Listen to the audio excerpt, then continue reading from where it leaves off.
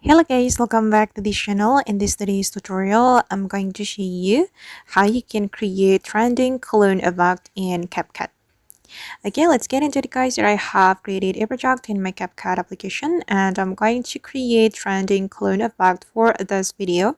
First of all, we need to go to the effect menu and then we have to select the body effect.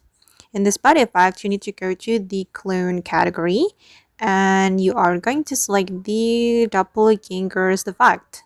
So it will create the cloned effect for your video.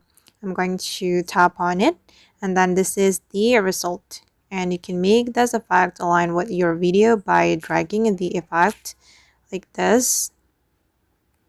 Right guys, oops. Okay, now it's done. And this is the final result. Alright guys, and that's all the way to create trending clone effect in Capcut Mobile. I hope this tutorial will be useful for you. Thank you so much for watching, and if you found this tutorial useful, don't forget to hit the like button, leave your comments, and also subscribe to this channel. See you in the next video.